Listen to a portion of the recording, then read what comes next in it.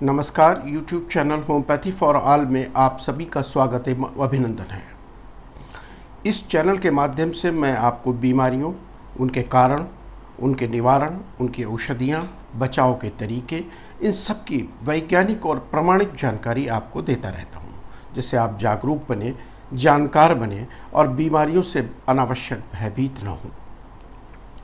आज के इस वीडियो के माध्यम से एक नई जानकारी आपके साथ साझा कर रहा हूं और ये जानकारी बहुत महत्वपूर्ण है, क्योंकि यह परिस्थिति कभी भी किसी के साथ अचानक घटित हो सकती है, छोटी सी भी असावधानी के कारण। जी हाँ, बिल्कुल सही समझ रहे हैं आप।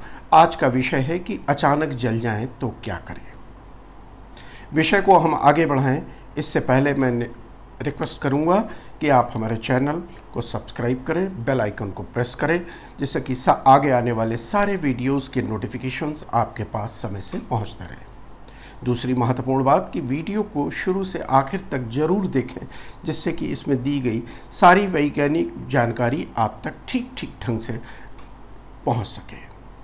तो आइए अब शुरू करते हैं आज के इस विषय की जानकारी। जल जाने में क्या होता है? जल जाने में सबसे महत्वपूर्ण बात यही है कि त्वचा जलती है। ये सभी जानते हैं कि इस जलने का इफेक्ट केवल स्किन पर होता है। अब स्किन की कितनी लेयर्स जली हुई है, इसी बात से जलने की बात को 3 हिस्सों में बांटा गया है, यानी कि फर्स्ट डिग्री बर्न, जिसमें कि त्वचा की ऊपरी परत जलती है और एपिडर्मिस केवल इसमें नुकसान पहुंचता है और इसे फर्स्ट डिग्री बर्न कहा जाता है। फर्स्ट डिग्री बर्न में फफोले नहीं पड़ते हैं। इसमें त्वचा केवल सुर्ख लाल रंग की दिखाई देती है और इसमें मरीज को जलन बहुत ज़्यादा होती है। दूसरा टाइप का बर्न सेकंड डिग्री बर्न होता है, जिसमें एपिडर्मिस के अलावा डर्मिस को भी नुकसान पहुंचता है और इसमें फफोले पड़ जाते हैं। फफोले पड़ जाने से मरीज को जलन भी होती है और कई बार ये फफोले आपस में जुड़ करके एक मोटी परत भी बना लेते हैं, जिसके नीचे एक हल्का द्रव्य मौजूद रहता है।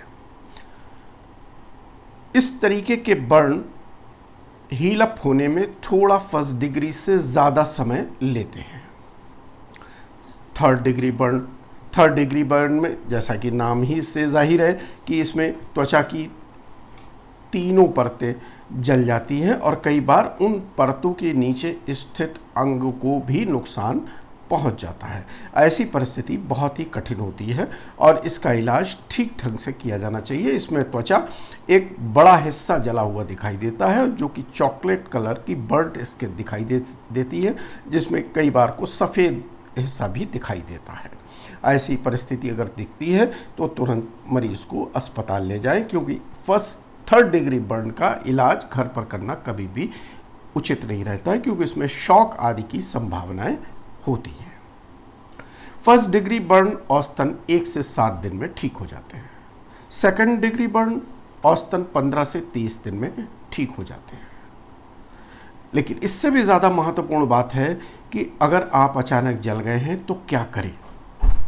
अचानक जल जाने पर क्या करें, ये बात बेहद महत्वपूर्ण है। और इससे भी ज़्यादा महत्वपूर्ण बात है कि अचानक जल जाने पर क्या ना करें। जल जाने पर क्या करें, ये सबसे पहले मैं आपको बताता हूँ। जल जाने पर मरीज़ का जो हिस्सा जला हुआ है उसको रनिंग टेप वाटर के नीचे ले जाएं, यानी कि सीधे जहाँ पानी की धार गिर रही हो उस हिस्से पर ले जाएं और वहाँ पर उसी हालत में लगभग 15 मिनट तक छोड़ दें। इससे क्या होगा? इससे 2 फायदे होंगे। पहला, मरीज़ को जलन कम होगी, जो कि हमारे उपचार का एक महत्वपूर्ण हिस्सा है। दूसरा, संक्रमण की संभावना कम होगी, क्योंकि जले हुए हिस्से से पानी की धार के साथ बहुत सारा संक्रमण और जला हुआ डेब्रिश बह जाएगा। अब क्या करें, क्या ना करें, वो भी जानना उतना ही ज़रूरी है जितना जानना ज़रूरी यह था कि क्या करें। ना करने वाली चीज़ों का बहुत ध्यान रखें। पहली चीज़ क्या करनी है, आपको नहीं करनी है, वो है कि जले हुए हिस्से पर गोबर आदि ना लगाएं।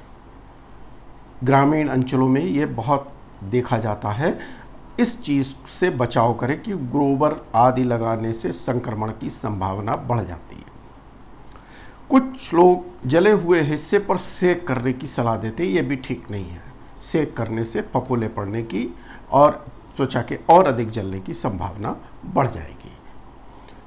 तीसरी महत्वपूर्ण बात, जले हुए हिस्से पर बटर, दूध, मक्खन, घी आदि बिल्कुल न लगाएं, इससे भी संक्रमण की संभावना बढ़ जाती है।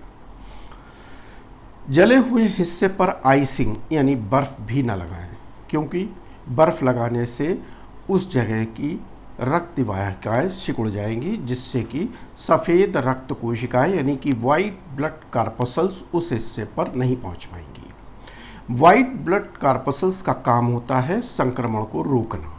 अगर वाइट ब्लड कार्पसल्स कम मात्रा में पहुंचेंगी तो वहां संक्रमण की संभावना बढ़ जाएगी। बर्फ लगाने से तुरंत फुरत जलन में तो आपको राहत हो सकती है, लेकिन संक्रमण की संभावना बढ़ जाती है। इसलिए सलाह यही दी जाती है कि उस हिस्से की आइसिंग ना करें।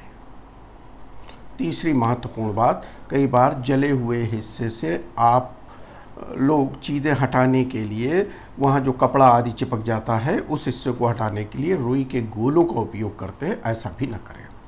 रुई के गोले का उपयोग करने से वहाँ पर रेशे चिपक जाएंगे और मरीज में संक्रमण की संभावनाएं अधिक हो जाएंगी। अब आपने ये भी समझ लिया कि क्या करना है, ये भी ठीक ढंग से समझ लिया कि क्या नहीं करना है। अब पानी के नीचे से उस जले हुए हिस्से को हटाने के बाद क्या करना है, इस बारे में भी थोड़ी चर्चा कर ली जाए। होम्योपैथी में एक दवा कैंथ्रिस मदर टिंचर के नाम से आती है।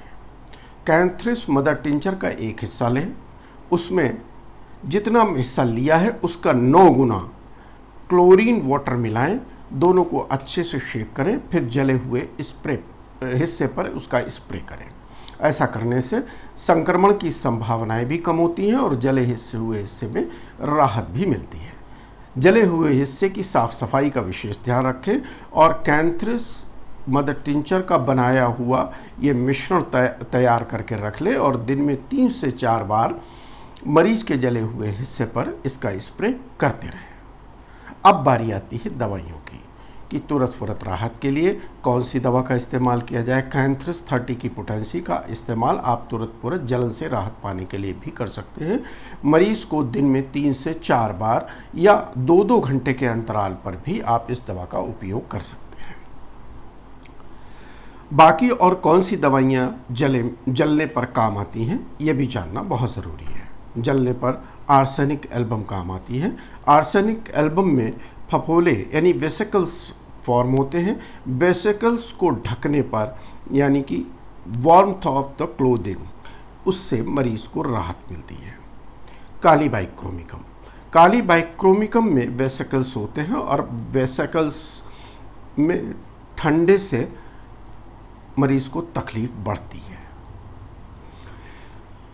आर्निका मोल्ड का भी जलने में काफ़ी इस्तेमाल किया जाता है और हीपरसल्फ का भी इस्तेमाल किया जाता है। हीपरसल्फ का उपयोग तब किया जाता है जब कई बार फफोले आपस में जुड़ करके एक परतनुमा बना लेते हैं और उसके नीचे मवाद या पस होने की संभावना होती है, तब हीपरसल्फ 30 की पोटेंसी में या हीपरसल्फ 6 पोटेंसी में अधिक कारगर पाई गई है। यानी कि उस समय आप हीपरसल्फ का लोअर पोटेंसीज में ही इस्तेमाल करें।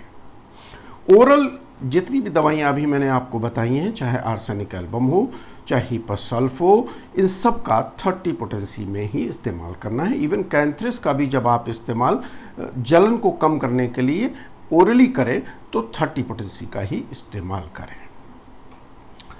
हाँ, एक और महत्वपूर्ण बात आपको बतानी है कि अगर कई बार को ये भी देखा जाता है कि जल जाने के कारण होने वाली हीलिंग कई बार डिलीट होती है, ऐसी परिस्थिति में क्या करें।